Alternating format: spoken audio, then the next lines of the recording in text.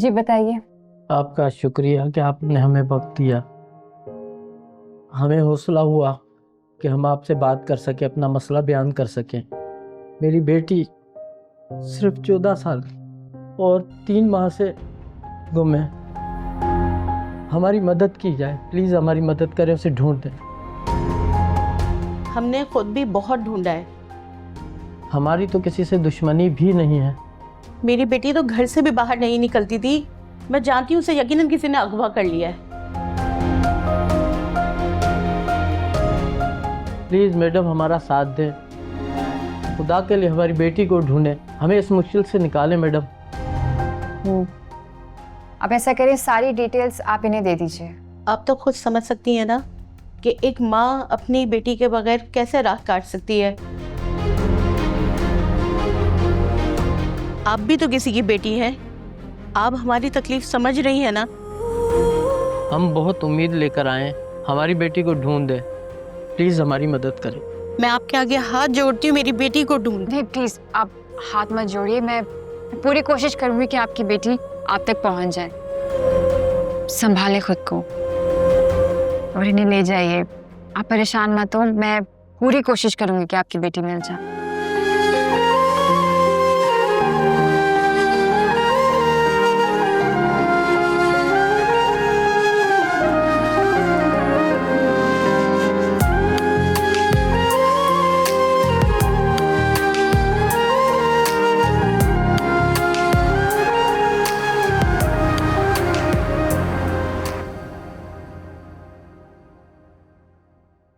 फैजान, फैजान आप कहाँ जा रहे हैं?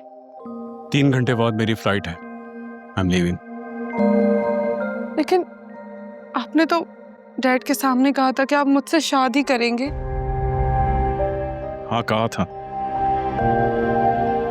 इसलिए ऐसा कहा था ताकि वो तुम्हें इस घर में रहने दे, क्योंकि वो बहुत हर्ट थे, अपसेट थे। मैं नहीं चाहता था कि वो जज्बात में आके कोई फैसला करें, इसीलिए ऐसा कहा था कि तुम्हें माफ कर दें। तुम जानती हो, बाप बेटी का रिश्ता सोने की मानिंद होता है। सोना पिघलाकर भी जोड़ा जा सकता है, मगर बीवी का रिश्ता हीरे की तरह होता है। एक बार हीरा टूट जाता है ना, तो किरची किरची हो जाता है, दोबारा जुड़ नहीं सकता। फैजान प्लीज। मनाइल, मैंने तुम्हें खुद से बढ़कर चाहा, लेकिन तुमने कभी मेरी कदर ही नहीं की। प्लीज फैजी, मुझे माफ कर दो फैजी, प्लीज फैजी। तुम्हें हमारे मोहब्बत का वास्ता। मोहब्बत रही कहाँ हमारी? तुम तो मेरी नफरत के भी काबिल नहीं हो। मैं तुम्हारे मुंह भरने को तैयार हूँ। क्या करियो मिनाल, बस मुझे माफ कर दो। मुझे जाना है। खुदा हाफिज।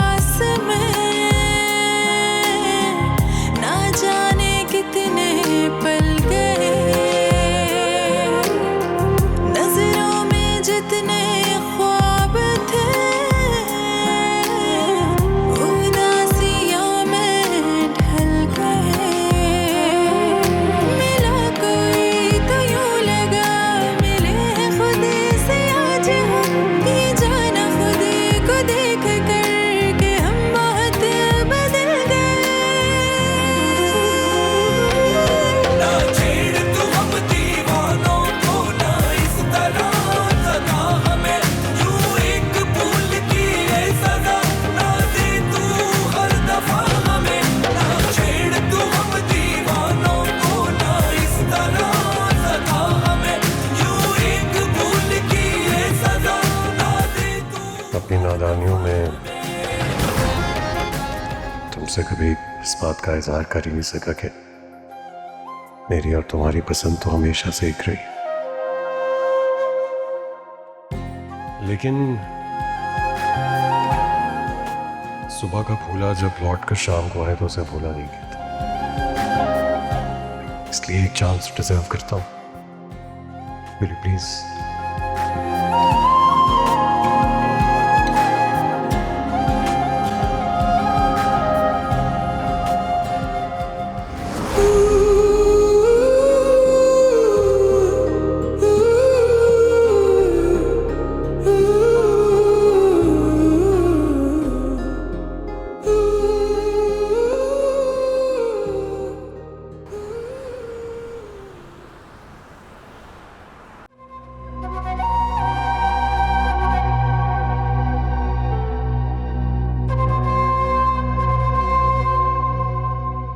आशिर आशिर आशिर, घर जाके सोना।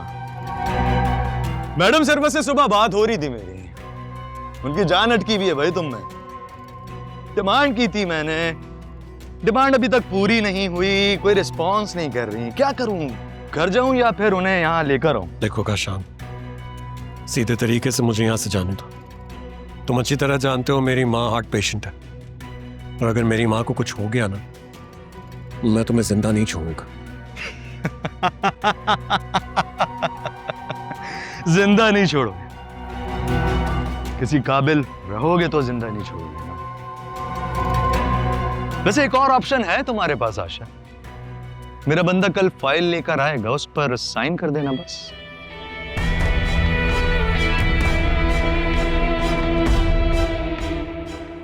कौन सी फाइल? क्या लिखा हुआ है उसमें? अरे कुछ ज्यादा नहीं लिखा होगा भाई। ये लिखा होगा कि मैंने तुमसे प्रॉपर्टी खरीद ली और उसमें 50% का शेयर मेरा। नहीं, मैं किसी सूरत ऐसे किसी कागज पर दस्तखत नहीं करूंगा। अरे भाई, अब तुम नहीं करोगे तो मैडम सरवत से कहूंगा ना। उन्हें तो किसकी कॉल? ओ मैडम सरवत की कॉल आ रही है, देखो बात कर लेता हूं यार। जी मैडम सरवत। अरे मत परेशान हो, मत परेशान हो, आशिर जिंदा है मेरे सामने, कहे तो बात करवा दूं। अरे आशिर को कुछ नहीं होगा मैडम सरवत। जिनका इकलौता बेटा होता है ना, वो इधर उधर के लोगों की बातों में नहीं आते, और अगर ऐसा करेंगी तो खुद पछताएंगी आप। और याद रखिएगा, पुलिस अगर मुझ तक पहुंची ना, तो आशिर की लाश आपके घर पर पहुंचेगी।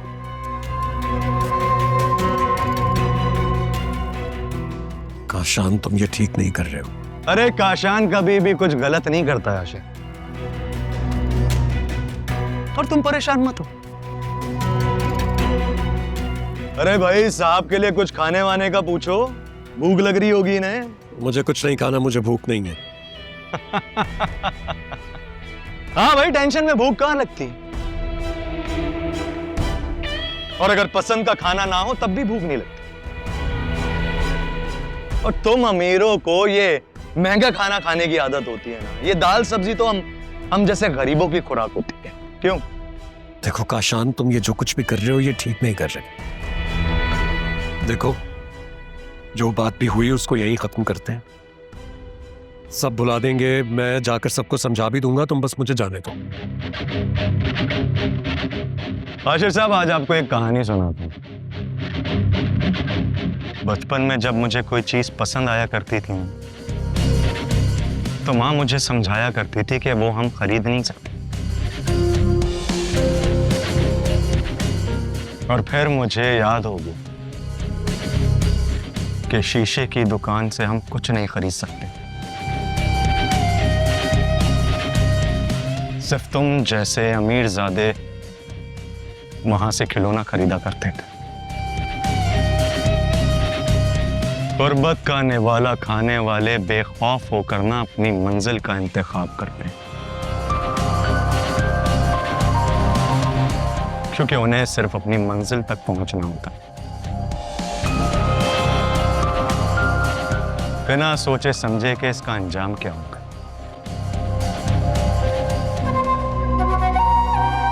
खैर तुम नहीं समझो, क्योंकि मुआशरे की तकसीम ने ना हमारी सोचों को मुख्तलिफ कर दिया है।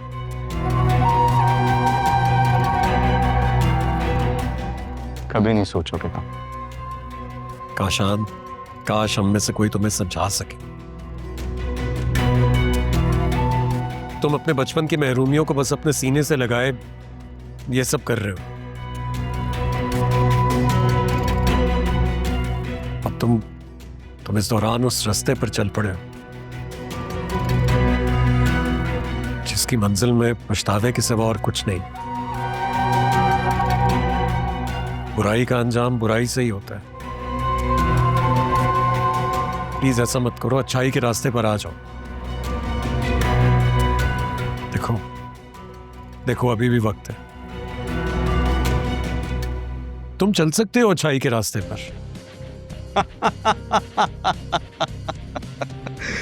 अच्छाई के रास्ते पर,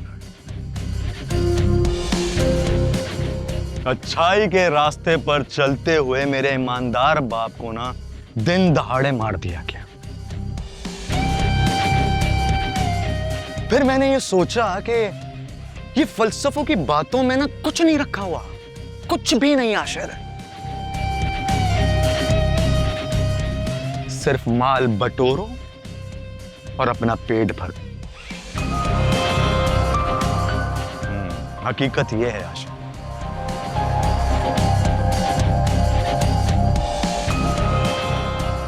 खाना है तो पूछ लेना इससे,